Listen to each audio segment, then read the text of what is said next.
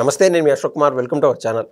పులివెందులలో ఎట్టకేలకు ZPTC election యొక్క సమయం ఆసనం అయిపోయింది. ఇవాళ ఓటర్లు ప్రశాంతంగా ఓట్లు వేసుకుంటూ ఉన్నారు.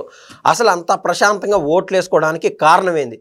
గత 30 ఏళ్లలో పులివెందుల నియోజకవర్గం కేంద్రంగా ఏ జెడ్పీటీసీ ఎలక్షన్స్, ఎంపీటీసీ ఎలక్షన్స్ కానీ, సర్పంచ్ ఎలక్షన్స్ కానీ, మున్సిపాలిటీ ఎలక్షన్స్ కానీ ఏ ఎలక్షన్లో ఇంత ప్రశాంతంగా ఓట్లు వేసుకోలేదు. First time the history of Pulivendula from last 30 years. ఎందుకంటే 30 ఏళ్ళని ఎందుకు చెప్తున్నానంటే ఆ 30 ఏళ్ళ నుంచి ఏ ఒక్క నామినేషన్ కూడా వల్ల మొత్తం యునానిమస్ జెడ్పీటీసీ ఎలక్షన్స్ అయితే. ఎందుకంటే అక్కడ ఉన్నటువంటి రౌడీ రాజ్యం కావచ్చు, లేకుంటే అక్కడ పోలింగ్ బూతుల వద్ద ఆవహించినటువంటి రౌడీ మోకలు కావచ్చు, గత 30 ఏళ్ళంతా ఇదే జరిగింది. కానీ first time the history of Pulivendula elections ఏం జరిగింది? 1994లో ఎంపీ ఎలక్షన్ సమయంలో రాజశేఖర రెడ్డి గారు అక్కడ ఎంపీగా పోటీ చేస్తూ ఉన్నప్పుడు కేవలం 5,000 ఓట్ల మెజారిటీతో ఆయన గెలిచాడు. దీనికి మొత్తానికి కారణం ఎవరంటే అప్పట్లో అక్కడ ఎస్పీగా ఉన్నటువంటి ఉమేష్ చంద్ర గారు. అది వేరే సబ్జెక్ట్ కావచ్చు కాక, అంటే కరెక్ట్గా మీ యొక్క మనసును నమ్మి మీకు ఎవరైతే మంచి చేస్తారో, మీ కుటుంబానికి ఎవరు ఆసరాగా ఉంటారో, ఎవరు తోడుగా ఉంటారో వాళ్ళకి మీ ఓట్లు మీరు వేసుకోండి అని చెప్పి పోలీసు వారు కన్నా స్వేచ్ఛగా కల్పిస్తే ఎక్కడైనా సరే, ముఖ్యంగా ప్రస్తుతం పులివెందుల గురించి మాట్లాడుతున్నాం కాబట్టి పులివెందుల నియోజకవర్గంలో వాళ్ళు ఇచ్చినటువంటి తీర్పు మొత్తం వైఎస్ ఫ్యామిలీకి దిమ్మ తిరిగిపోయింది 1994లో.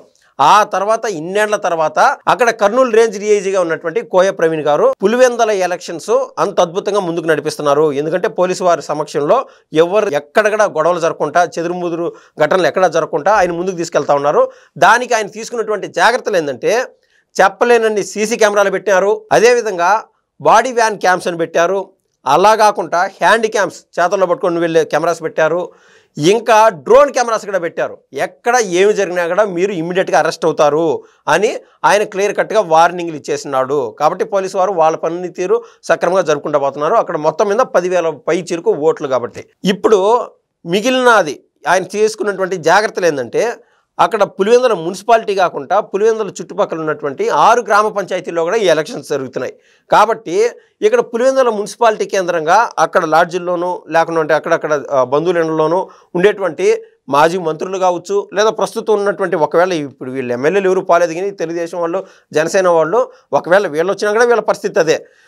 మాజీ ఎమ్మెల్యేలు కావచ్చు, మాజీ మంత్రులు కావచ్చు, మాజీ ఎంపీలు కావచ్చు, అక్కడ లోకల్లో ఉన్నటువంటి టీడీపీ, వైసీపీ లోకల్ నాయకులు కావచ్చు, వీళ్ళు ఎవరైనా సరే ఇన్ఫ్లుయెన్స్ చేస్తారు ఓటర్ని, లేకుండా ఉంటే ఏదన్నా అనుచిత కార్యక్రమాలు చేస్తారు, లేకుండా ఉంటే దాడులకు పాల్పడతారు అని డౌట్ వచ్చిన ప్రతి ఒక్కరిని హౌస్ అరెస్ట్ చేసేసినారు. ఇప్పుడు వైసీపీ వాళ్ళు ప్రతి సోషల్ మీడియా కానీ, మెయిన్ స్ట్రీమ్ మీడియాలో కానీ వాళ్ళు అంటుంది మొత్తం మమ్మల్ని కబంధ హస్తాల్లో పోలీసు వారు ఉక్కు పాదం మోపినారు, మమ్మల్ని ప్రశాంతంగా ఓట్లు వేసుకొని లేదని చెప్పి. నాకు తెలిసి నేనైతే పేపర్ చూడలేదు కానీ, టీవీ చూడలేదు కానీ, ఖచ్చితంగా నా మాట అబద్ధం అయితే మీరు సాక్షి పేపర్ ఓపెన్ చేసుకొని చూడండి, లేకుంటే సాక్షి టీవీ ఓపెన్ చేసి చూడండి. వాళ్ళు ఖచ్చితంగా ఈ మాటలు చెప్తూ ఉంటారు. దానికి ఇప్పుడు నేను మీకు ఒక వీడియో చూపిస్తాను, ఒకసారి దయచేసి ఒకసారి చూడండి.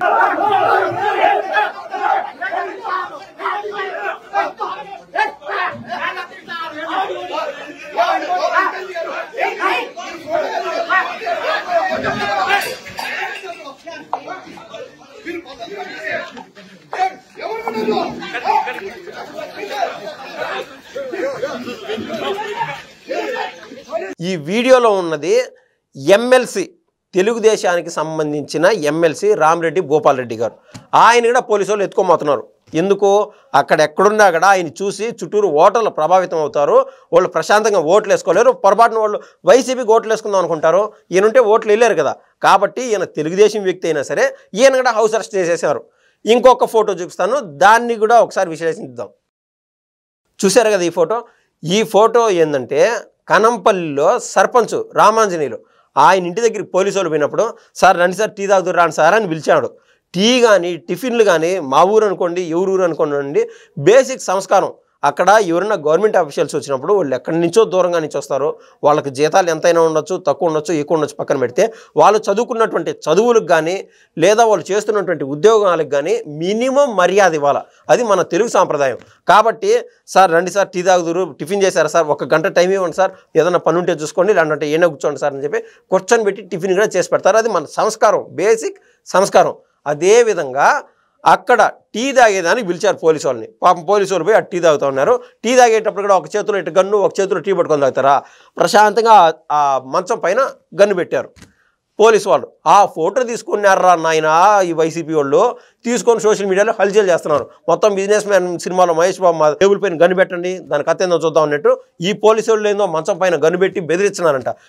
అదేవిధంగా బెదిరించాలనుకుంటే పాయింట్ బ్లాంక్లో పెడతారు. కానీ మంచం పైన ఎందుకు పెడతారు? ఇంట్లో ఒక చోట ఉంటారు వీళ్ళు, ఆడ మంచం పైన గన్ను పెడితే వీళ్ళకి ఏమొస్తుంది? ఎట్టగిరి ఓటేసేదని పోతారు కదా. వీళ్ళు ఎవరికి ఓటేశారని చెప్పి ఆ పోలీసు వాళ్ళకి ఎట్ట తెలుస్తుంది? మినిమం బేసిక్ లాజిక్ లేకుండా వీళ్ళు సోషల్ మీడియాలో ఉన్నట్టు ఉద్రిక్తలు రేపేదానికి ఆ ఫోటోలు అంటూ హల్చల్ చేస్తున్నారు, ట్రోల్ చేస్తూ ఉన్నారు. మొత్తం మీద ఇలా ఒకటి అర్రా చెదురుముదురు సంఘటనలు తప్ప మొత్తం ఈ ఎలక్షన్ మొత్తం ప్రశాంతంగా జరుగుతోంది. ఇంకొక విషయం ఏంటంటే ఒక చోట స్వతంత్ర అభ్యర్థిగా పోటీ చేస్తూ ఉన్నటువంటి ఒక వ్యక్తికి కొంచెం ఇబ్బందులు జరుగుతూ ఉంటే, ఎందుకంటే అక్కడ వైసీపీ వాళ్ళు వచ్చి నువ్వు పోటీ చేయగాకు లేకుండా అక్కడ పోవద్దు, మీ ఓట్లు మాకు పడాలా, అనవసరంగా ఓట్లు చీలిపోతున్నాయని బెదిరిస్తే అక్కడికి పోలీసు వాళ్ళు పోయి ఆయన ఓటు ఆయన ప్రశాంతంగా వేసుకునే విధంగా పోలీసు వారి దగ్గర ఆయన ఓటు ఆయన వేసుకొని ఇచ్చి ఇంక ఓండబ్బా ఎవడొద్దు మీరు కూడా వద్దు అని చెప్పి ఆయన కూడా పంపించారు. ఇట్లా ప్రతి ఒక్కటి సూక్ష్మంగా ప్రతి ఒక్కరూ స్వేచ్ఛగా, మళ్ళీ చెప్తున్నాను, పులివెందుల రాజకీయ చరిత్రలో గత 30 ఏళ్ళ నుంచి చూస్తే ఫస్ట్ టైం అక్కడ ఉన్నటువంటి ఓటర్లు ప్రశాంతంగా ఓట్లు వేస్తున్నారు. ఈ జెడ్పీటీసీ ఎలక్షన్స్ అంటే కేవలం 10,000 మంది పైచీలకు ఓట్లు ఉండొచ్చు. కానీ ఈ ఎలక్షన్ మొత్తం పులివెందుల ప్రజలందరూ నిశ్చితంగా పరిశీలిస్తున్నారు. ఎందుకంటే రానున్న నెక్స్ట్ టర్మ్ ఎలక్షన్స్లో మొత్తం ఆడ 1,00,000 ఓట్ల పైన ఉన్నాయి కాబట్టి 1,50,000 పైన ఓట్లు ఉన్నాయి కాబట్టి మేము కూడా ఇదే మాదిరి స్వేచ్ఛగా ఓట్లు వేసుకోవాలా, ఒక్కసారి ధర్మమైన ప్రభుత్వానికి లేదా ధర్మంగా పాలిస్తున్నటువంటి ప్రభుత్వానికి ఓట్లు వేయండి అని చెప్పి వాళ్ళు కూడా వాళ్ళ బంధువులకి ఖచ్చితంగా మీరు పలానా పార్టీలకు ఓట్లు వేయండి అని చెప్పి వాళ్ళంతా వాళ్ళు ప్రయత్నం చేశారు ఇన్ని రోజులు. మొత్తం మీద ఇంకా 2 రోజుల్లో ఎలక్షన్ రిజల్ట్ అంటూ వెలువడనుంది. ఎవరు గెలుస్తారో అని చెప్పి ప్రతి ఒక్కరూ యాంగ్జైటీగా చూస్తూనే ఉన్నారు. ధన్యవాదాలండి.